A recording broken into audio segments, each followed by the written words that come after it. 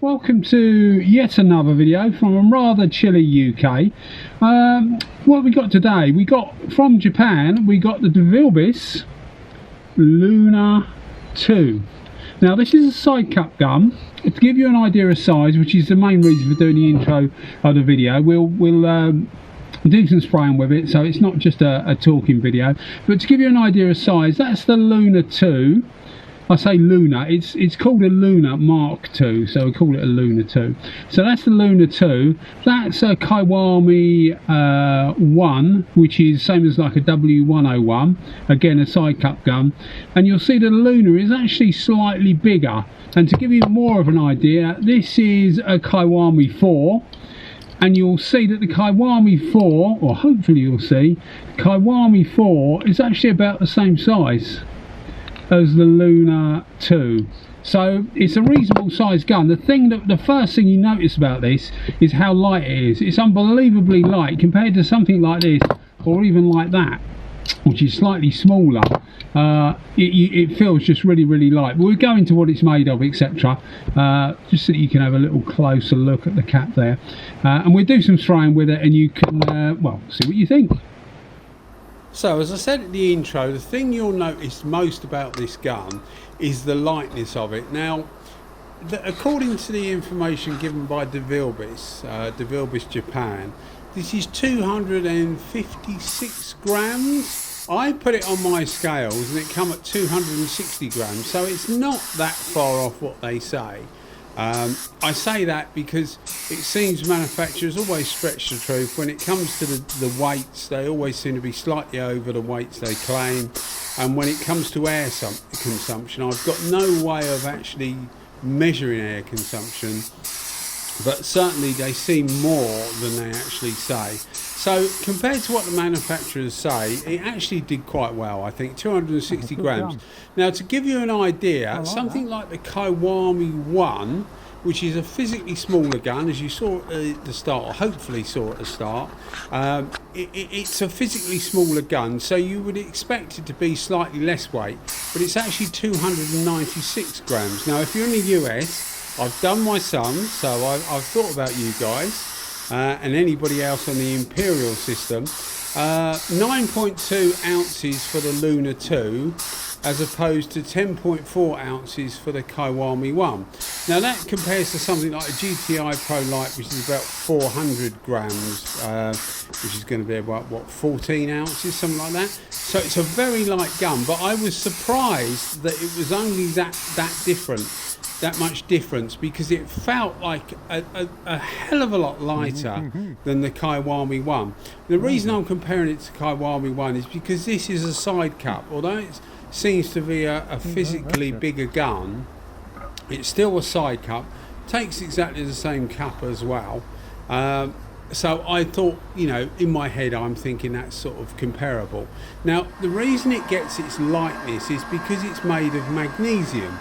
And one of the things that having an engineering background, I find that I just think metal is more substantial than plastic. Now I know that isn't always, or, you know, plastic or Kevlar or carbon fibre, and I know that always isn't the case. But with something like, say for example, the Walcom Slim Combat, which is made of Kevlar. Now that is a light gun. I didn't actually measure it against this, but I would say this is as light, if not lighter than that. Different gun, one's a top cup, this is, as I say, is a side cup. But you know, when you look at the guns like this and you think, well, they're very lightweight, I would always think that something that's made out of metal, in this case magnesium, is just gonna last longer than something that's made out of Kevlar.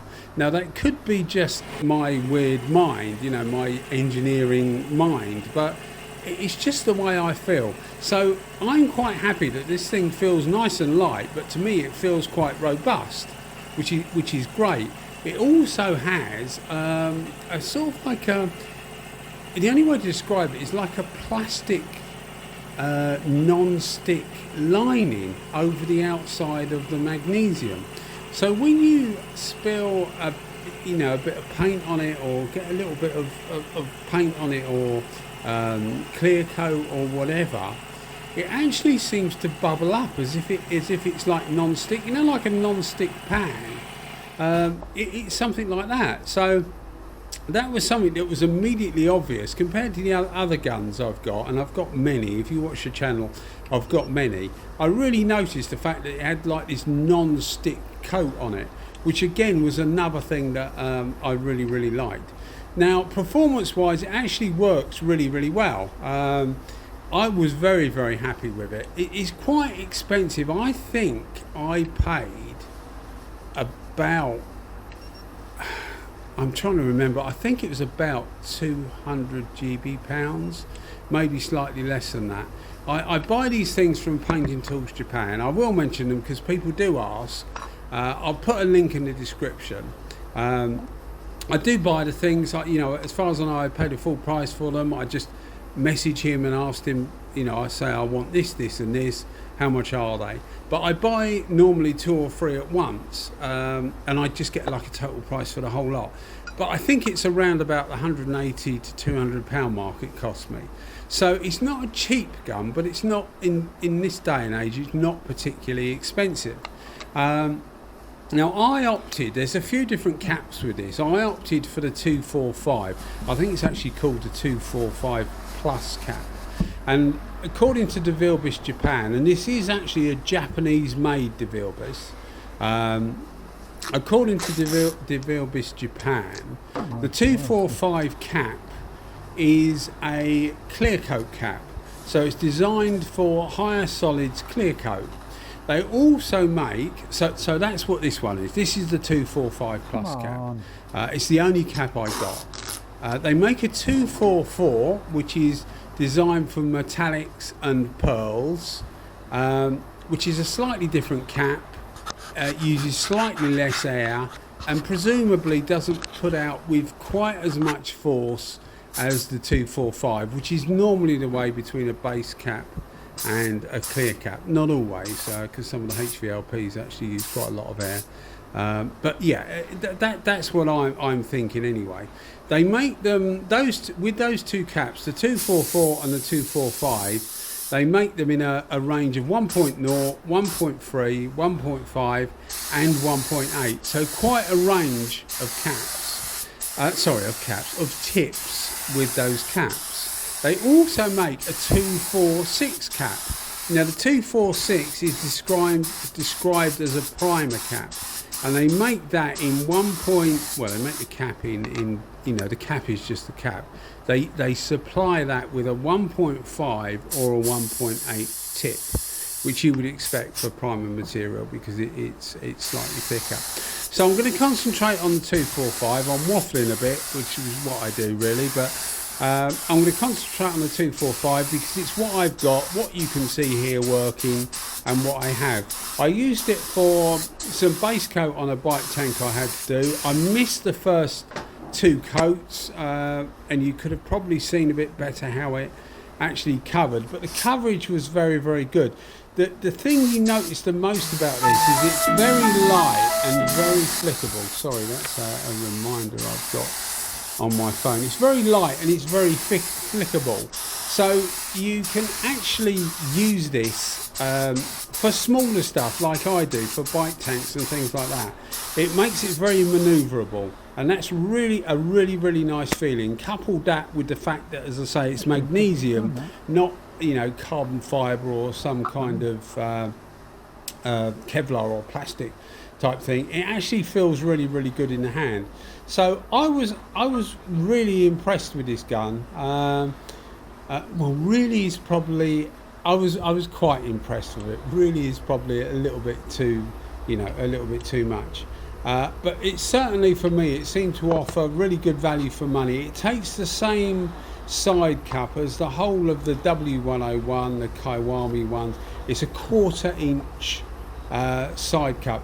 And I say that because I recently got off eBay, well, I say recently, it's probably 3 or 4 months ago, off eBay, I got a wider 2, which was a primer gun.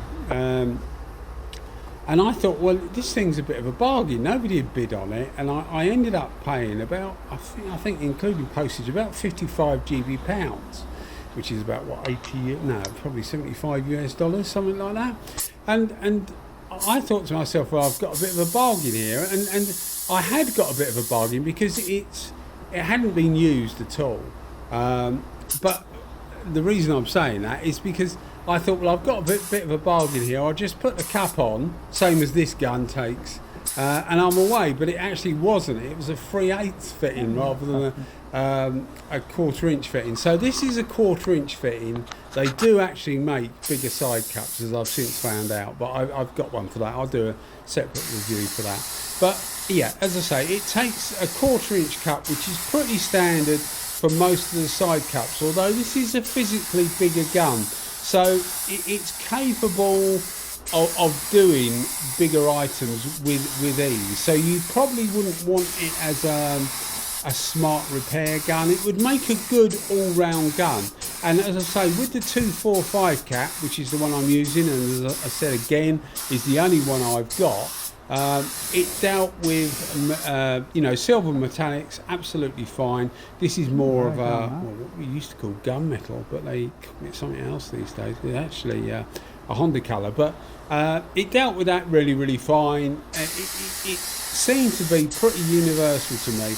So if you're after a light manoeuvrable gun that's a side cap and can give you good results, whether you're using base coats, solid colours, clear coat or whatever, it's a really good gun. So I would highly recommend it.